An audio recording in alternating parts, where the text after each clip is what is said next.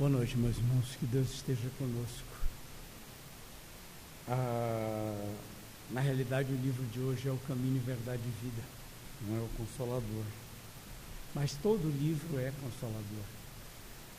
Quando ele nos traz uma lição, nos traz um ensinamento, nos traz a palavra do Mestre, nós temos dentro daquilo que está escrito, daquilo que foi programado ali para nos dar uma lição, um consolador.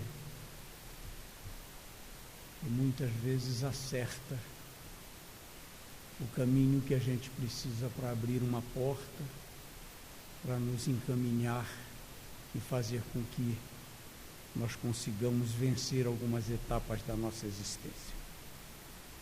Mas o capítulo de hoje é o 85, e o título é uma única palavra: testemunho. E eu lembro que no nosso estudo passado, o capítulo 71 tinha um texto parecido. O título era Para Testemunhar. Então são duas coisas que a gente pode levar para o mesmo caminho, mas que tem um desvio que leva a uma direção diferente. E nesse estudo, o livro começa com uma frase, uma pergunta de Jesus a Pilatos, respondendo a um questionamento dele. Jesus diz assim: Dizes isso de ti mesmo ou foram outros que te disseram de mim?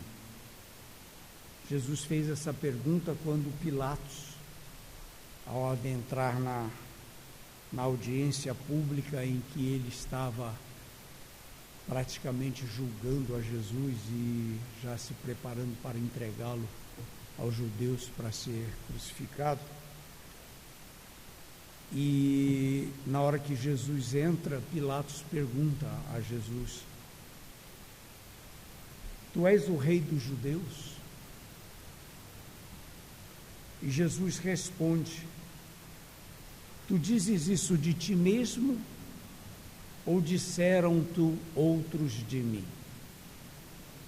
É um questionamento muito simples. Ele quer saber, Jesus pergunta a Pilatos se ele está pensando, decidindo por si mesmo a fazer aquela pergunta, ou se alguém pediu a ele que fizesse essa pergunta, ou se ele foi influenciado para fazer esse tipo de pergunta.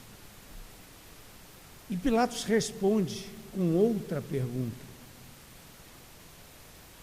Porventura eu sou judeu? Sabemos que Pilatos era romano. Ele estava ali comandando aquela região, governando em nome de Roma, e mantinha um relacionamento com as autoridades judias, justamente para manter uma segurança maior no governo que ele levava. E continua: a tua nação e os principais sacerdotes te entregaram a mim. E Jesus pergunta a Pilatos: que fizeste?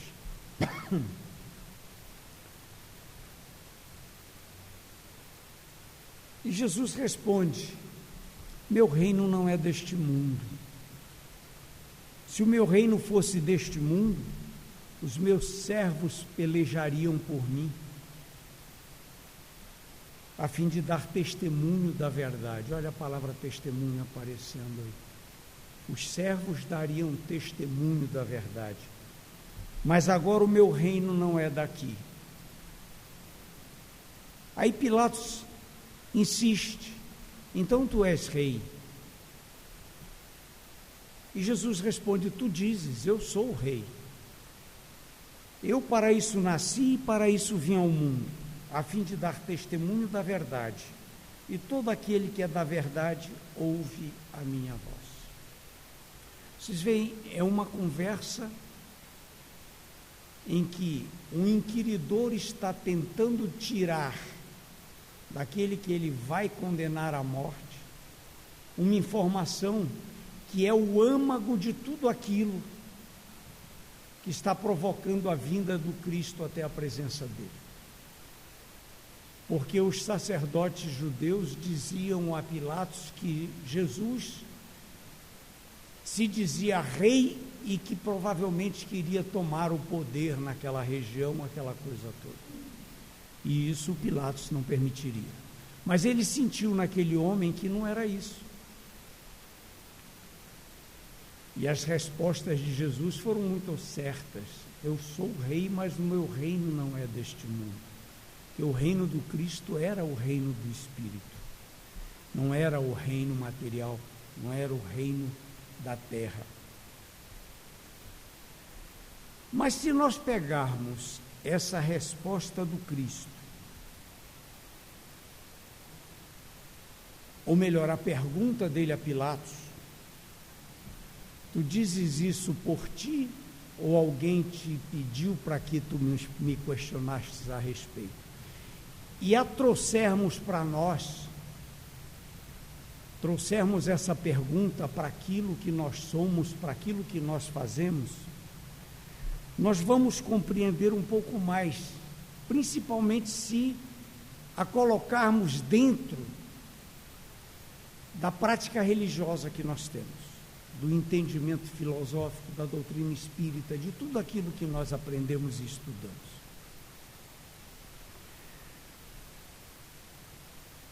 Será que o que nós fazemos é repetir aquilo que nos dizem para ser repetido? Ou nós entendemos, compreendemos e produzimos um efeito com aquilo que nós sabemos? Será que eu sou um mero CD que eu ponho num toca-discos e ele fica repetindo a mesma ladainha?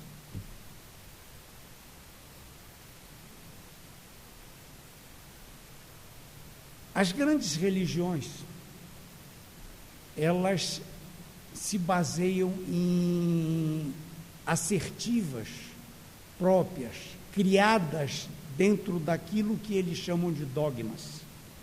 Você tem que acreditar piamente naquilo e não precisa entender. Então os seus seguidores repetem muito a mesma coisa, mas se você for no âmago, for perguntar, questionar, eles não têm como responder, assim como muitos de nós às vezes o fazemos. Um exemplo simples do nosso dia a dia, da nossa vida hoje, da nossa materialidade. Todos nós temos um celular ou temos um tablet, alguma coisa que nos liga nas redes sociais. Se fala muito disso. É o Facebook, é o WhatsApp, é o Twitter, então todo mundo tem algum tipo de amizade, algum tipo de relacionamento nessas redes. E aparecem coisas que nos são informadas e que nós acreditamos piamente.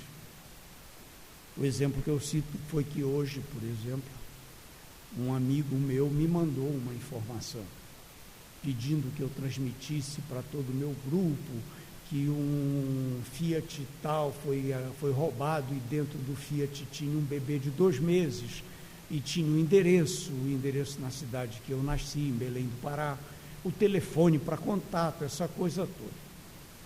É uma situação em que a gente se sente imediatamente impulsionado para retransmitir aquilo, para ajudar que seja encontrado aquele bebê, aquele carro.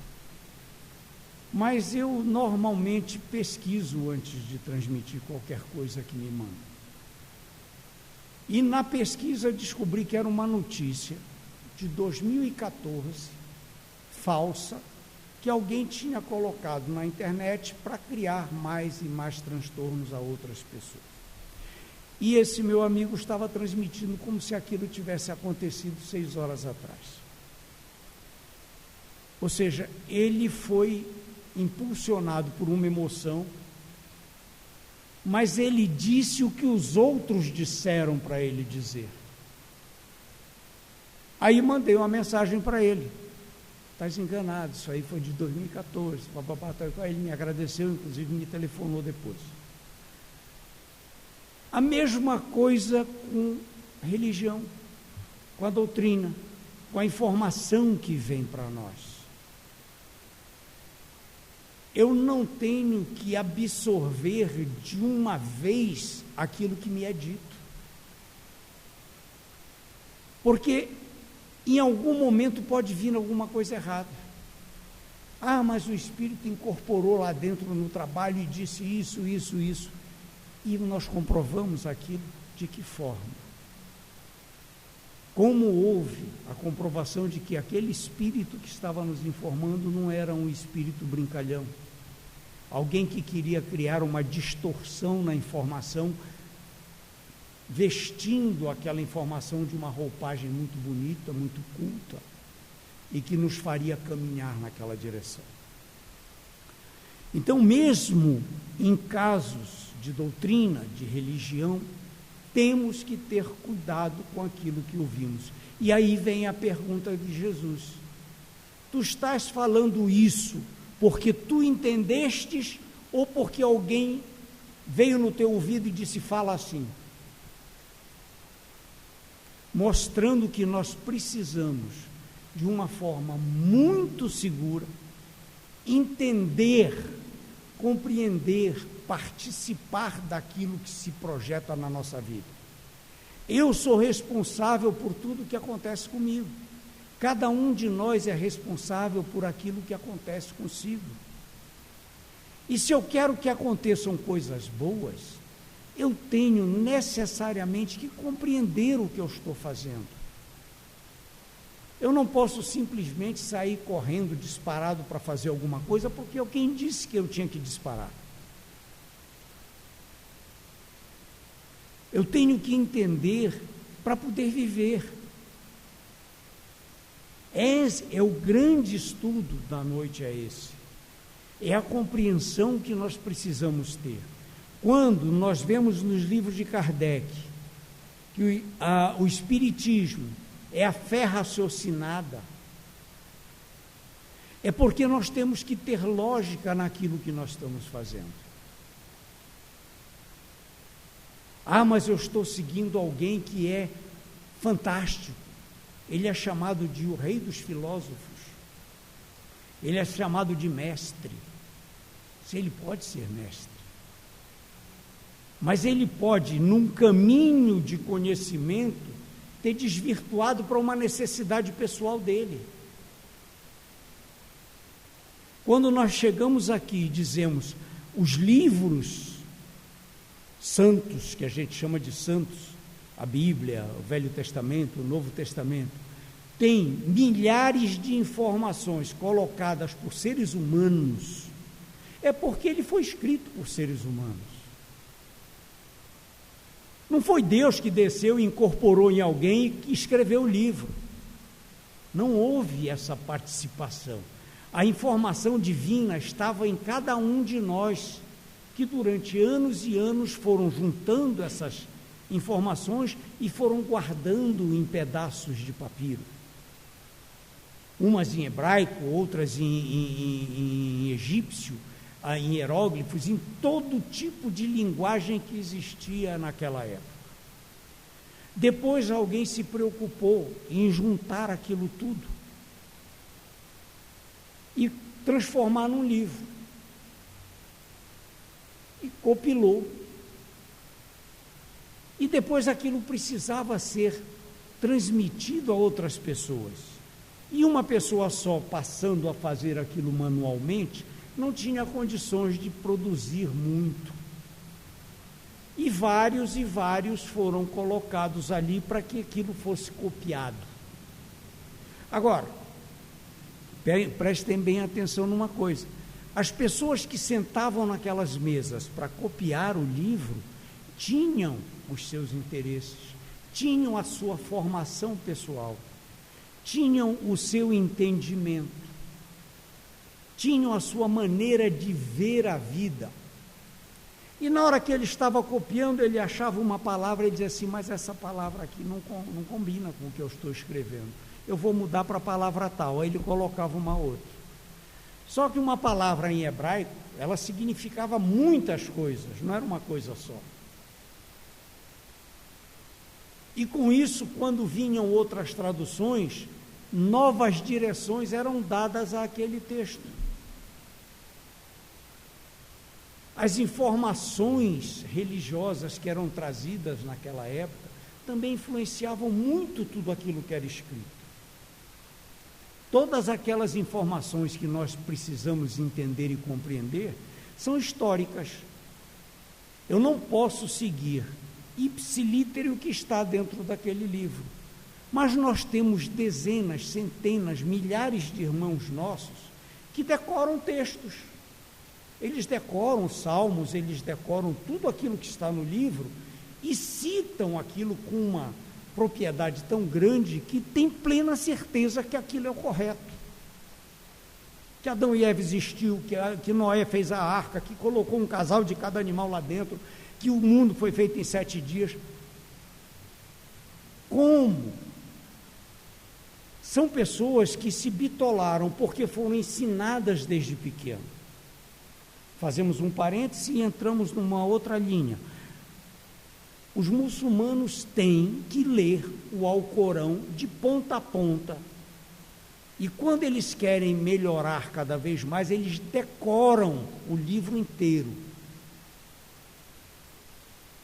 Não faço ideia de quantas páginas são, mas é muito grande. E já vi uma vez um programa em que eles mostravam as crianças pequenininhas decorando o Alcorão, e tem que ser na língua deles. Se você lê o Alcorão em outro idioma, não vale. Tem que ser no idioma próprio, em que, segundo eles, foi escrito pelo profeta.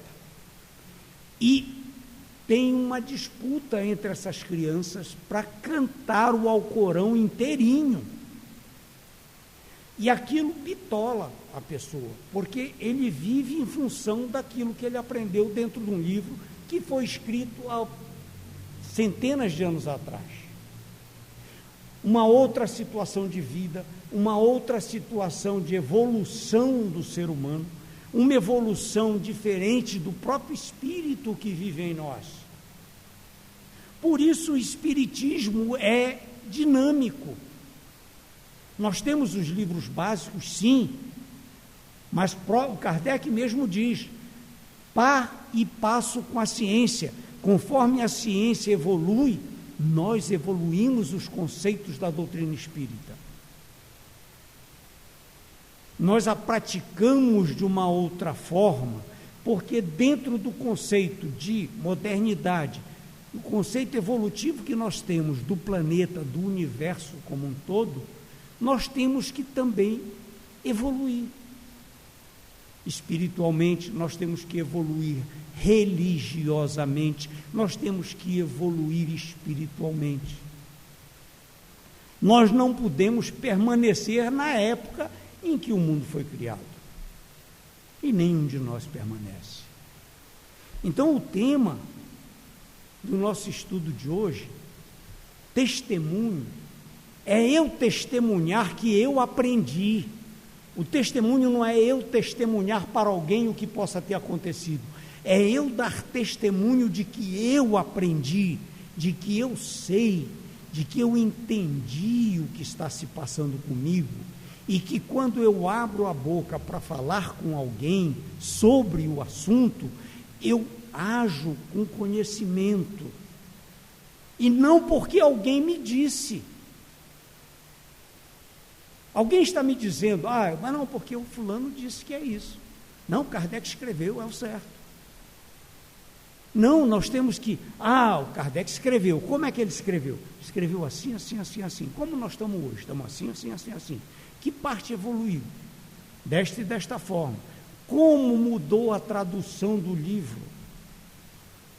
Um livro escrito em 1860, em francês, a tradução para outros idiomas, com certeza, sofreu mudanças.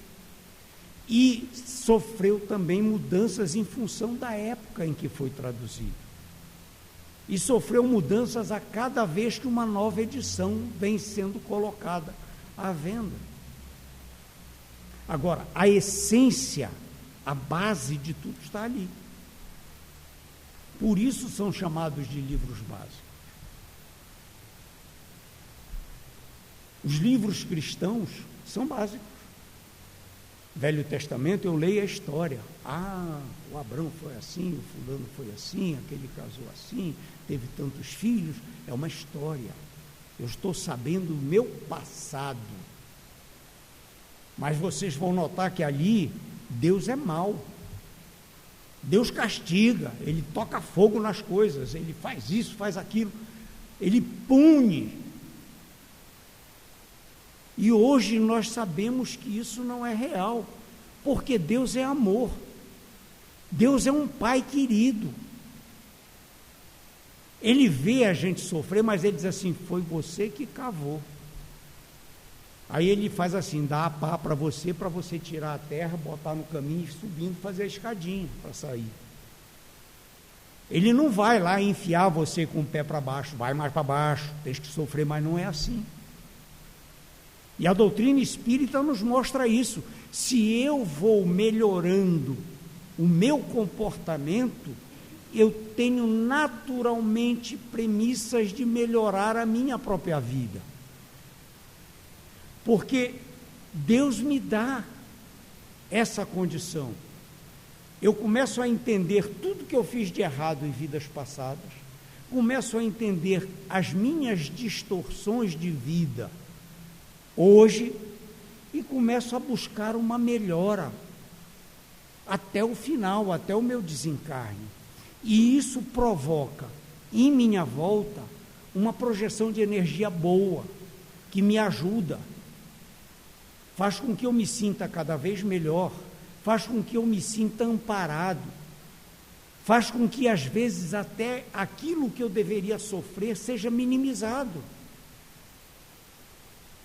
Sabemos de casos, estão escritos nos livros em que a gente lê e aprende, de pessoas que deveriam morrer de câncer, de doenças muito sérias, e que tiveram suas vidas prolongadas e o câncer não se manifestou.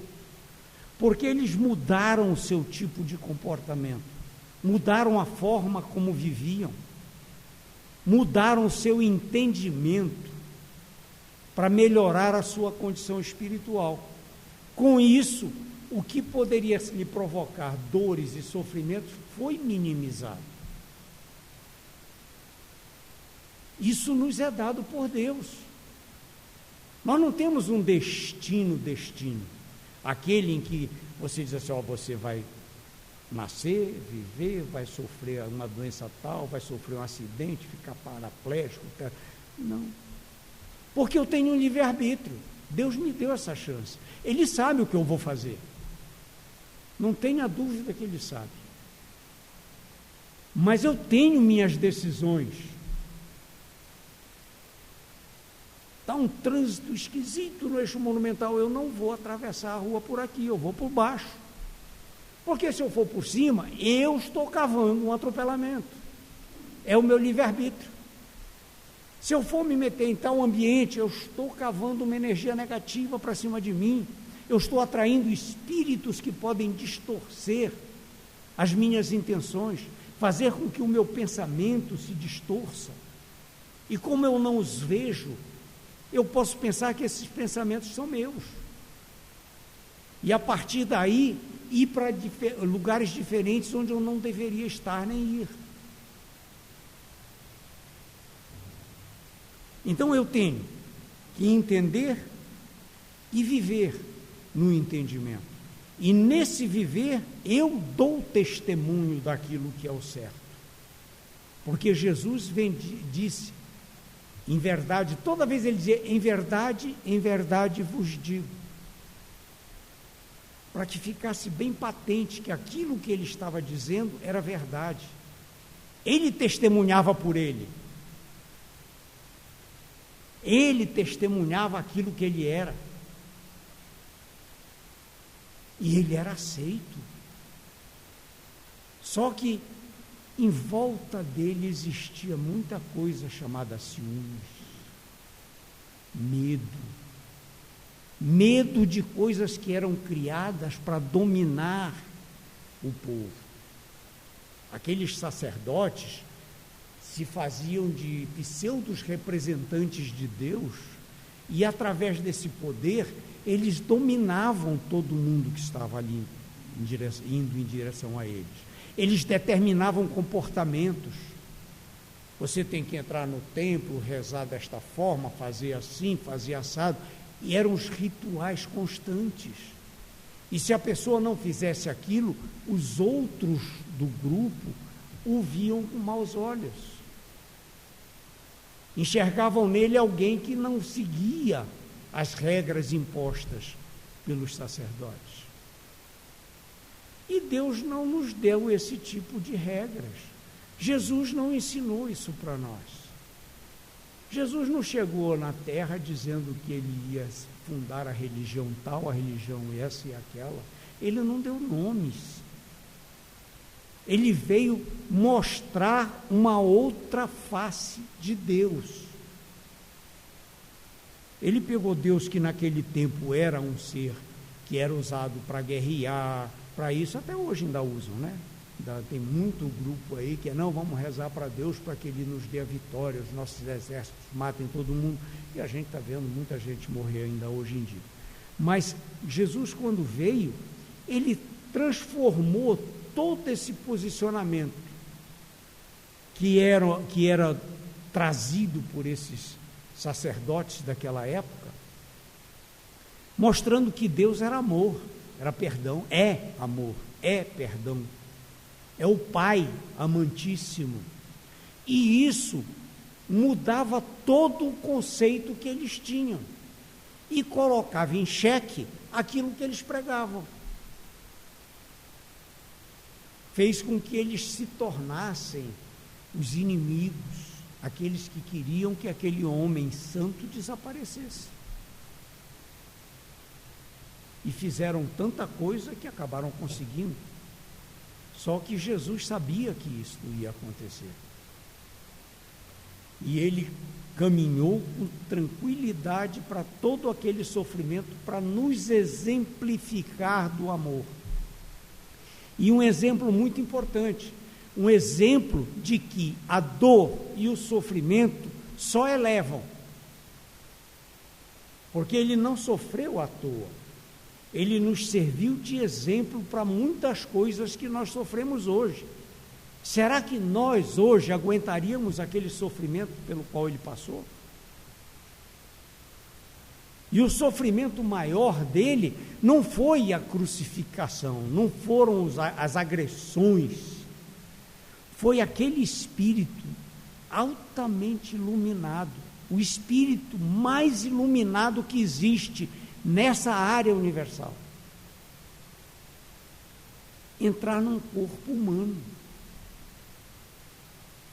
reduzir toda aquela luminosidade, reduzir tudo aquilo que ele tinha, que ele tem, aliás, para caber, renascer num útero feminino e se transformar num ser humano. Esse foi o maior sofrimento dele. E ele fez isso por nós. E nós ainda não aceitamos. Nós continuamos fazendo coisas erradas. Nós continuamos absorvendo energias negativas. Nós continuamos perdendo o equilíbrio. Nós continuamos discutindo, brigando.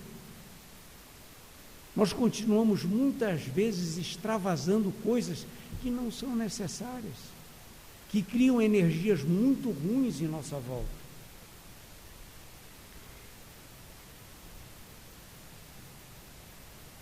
Essa forma de nós sermos, podemos, um pequeno, como se nós colocássemos pano quente para aliviar um pouco aquilo que nós estamos falando, é porque somos humanos, nós ainda temos muito as necessidades físicas, mas essas necessidades, quando nós conseguimos supri-las com informações espirituais mais profundas, nós conseguimos aliviar muito daquilo que se passa conosco.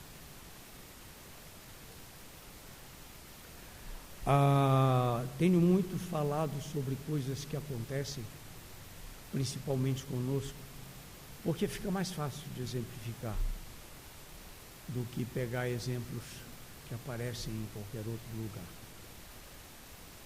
Toda segunda-feira nós temos um trabalho espiritual aqui na casa. Quando termina a palestra, nós vamos trabalhar na sala. E é um trabalho que faz com que muitos irmãos, muitos espíritos desencarnados cheguem até nós para serem atendidos pela casa, pelos espíritos especializados nesse tipo de atendimento. E nós sentimos, principalmente no final de domingo, que muitos deles vão se aproximando de nós em casa. Eles se aproximam, a gente sente algum desequilíbrio, sentimos alguns incômodos. Por quê? Porque nós estamos preparando o caminho para trazer irmãos que não conseguem vir até aqui. E juntando com a nossa energia física, eles são atraídos e eles nos acompanham. Só que nessa leva, nessas quedas que nós damos de vibração, alguns espíritos que têm algum desgosto conosco, ou querem que a gente tenha algum tipo de desequilíbrio, ou quer que a gente não venha na segunda-feira, eles se aproveitam disso e também se aproximam. E aí as sensações mudam. A gente sente algum desequilíbrio dentro da moradia, a gente sente como se estivesse depressivo, a gente sente alguns tremores internos. É uma sequência de sensações muito diferentes daquilo que a gente tem no dia a dia.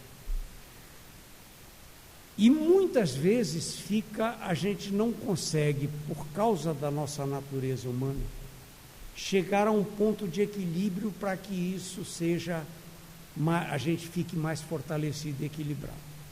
Os mentores estão conosco, os espíritos bondosos que nos amparam estão conosco, mas a atuação principal é nossa. É o nosso livre-arbítrio de fazer ou não fazer aquilo que a gente precisa fazer. E a grande força que nós temos é a oração. Agora, como é que a gente ora quando a gente está em desequilíbrio? Como é que eu consigo pôr para fora aquilo que eu aprendi se eu não estou em mim, se eu não estou sentindo que eu sou eu, que eu estou dentro daquilo que eu preciso ter para ajudar aqueles irmãos? Fica complicado. Nós já condicionamos em casa fazermos o Evangelho no domingo à noite. Então a gente lê o Evangelho, lê o Livro dos Espíritos, faz as orações, e isso já ajuda, cria um clima melhor dentro de casa. E depois a gente busca uma conversa com esses espíritos, mostrando a ele que nós estamos tentando melhorar de alguma forma e que eles precisam compreender tudo aquilo que nós estamos fazendo para que todos melhorem juntos. Convidamos para que venham ao centro, convidamos para que participem conosco, para que fiquem até aqui. E isso vai trazendo um pouco de bem-estar para nós e facilita o sono, facilita que a gente tenha uma vida normal, até virmos para cá e melhorarmos isso um pouco mais. Isso se dá com qualquer um de nós, não precisa ter um trabalho espiritual. Porque nós temos em nossa volta milhões, não, bilhões de espíritos desencarnados. Pelos cálculos, como todo mundo diz aqui de vez em quando, eu mesmo já fiz isso várias vezes, nós somos 7 bilhões encarnados e perto de 35 bilhões desencarnados. Ou seja, são 5 a 6 vezes os espíritos desencarnados que estão em nossa volta. E cada um tem uma vibração diferente. A cada momento que a minha vibração muda, eu atraio muitos deles para perto de mim. Muitas vezes nós estamos em casa, estamos no trabalho, estamos no trânsito, e alguma coisa que acontece nos desliga e a gente pensa mal de alguma coisa, ou pensa com raiva em alguma coisa, ou alguém nos fechou no trânsito, ou no trabalho, alguém fez um trabalho errado e nos trouxe, nós temos que consertar, aquelas coisas do dia a dia. E isso cria em nós uma projeção de energia que atrai irmãos que vêm para perto da gente. E às vezes nós até nos sentimos bem com aquela energia, porque ela aumenta em nós a vontade de fazer alguma coisa errada, de tomar uma atitude que vai nos desgastar e desgastar quem está em volta. Com isso, a gente atrai mais ainda e vai pensando que aquela informação, que aquela vontade de dar uma patada em alguém, de gritar com alguém, de fazer alguma coisa que mostre que a gente não está à vontade, é nossa. E não é. São informações que estão vindo de outros irmãos desencarnados, que estão insuflando na gente as atitudes, apoiados naquilo que nós estamos sentindo. Eles vêm certinho pelo sentimento que nós estamos emitindo no momento. Então, na hora que eu consigo manter a calma e elevar meu pensamento, pensar em Deus, só de pensar em Deus, eu já elevo a minha vibração. E quando eu elevo a minha vibração, eu desligo de muitos deles e já me sinto melhor. Se eu conseguir dali produzir um sentimento de amor, de respeito por aqueles que estão perto de mim e de mim mesmo, eu começo a melhorar a minha condição própria. Eu começo a projetar aquilo que eu estou aprendendo com a doutrina espírita. Eu começo a pôr para fora os sentimentos de amor que Jesus nos trouxe, que Jesus colocou no mundo para nós. Amor que foi tão grande, tão produtivo, que ele morreu para nos mostrar que nos amava. Isso é muito importante para a gente sentir, porque aí eu volto a ter equilíbrio, eu volto a raciocinar como eu mesmo. E se dentro desse meu raciocínio eu tenho um embasamento trazido pelo aprendizado da doutrina, trazido pelo aprendizado do Evangelho, eu estou fortalecido em Deus.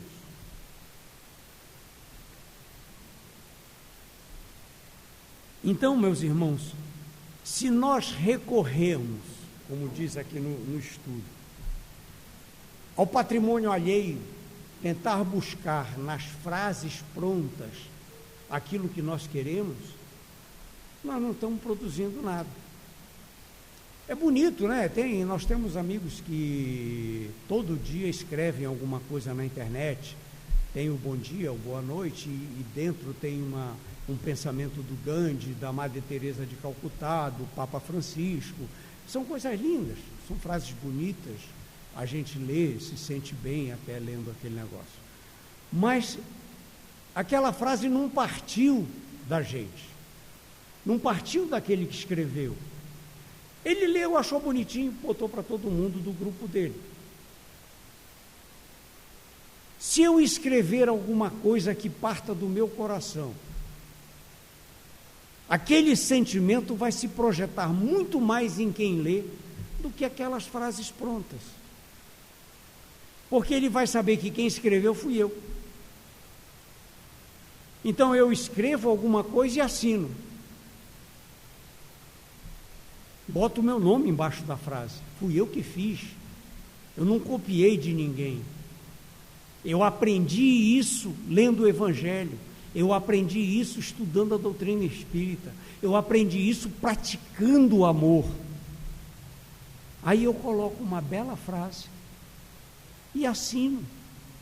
E ponho ali para os meus amigos, fui eu quem fiz, eu estou aprendendo a produzir amor. Os grandes espíritos encarnados são meus exemplos. mas eu não faço aquilo que eles fazem. E muitos de nós, a grande maioria, nem tem competência para fazer o que o Chico Xavier fez, o que Madre Teresa fazia. Nós não chegamos ainda naquela luz que eles produziram, mas nós já temos uma lanterninha acesa, nós já temos uma velhinha daquelas pequenininhas de aniversário, e ela já ilumina. E se eu conseguir fazer com que ela vá aumentando gradativamente, eu estou produzindo esse efeito, eu estou dando testemunho do que o amor e a fé fizeram por mim, e que eu posso transmitir isso para outros. Então, meus irmãos, esse foi o nosso estudo de hoje, capítulo 85 do nosso livro. Que nós tenhamos sempre na memória, nas atitudes, a presença de Jesus. Ele foi um cordeiro muito amado e que amava a todos. Ele não via nenhuma diferença em nenhum dos filhos de Deus, porque todos nós éramos seus irmãos. E com isso, ele produzia sobre todos nós, em qualquer momento, o efeito do amor. A sua presença transmitia isso para nós. E se nós conseguirmos que a nossa presença transmita amor a quem estiver perto de nós, nós estamos colocando testemunho de nós sobre todos os nossos irmãos. Que Deus esteja conosco e a paz de Jesus nos ilumine sempre.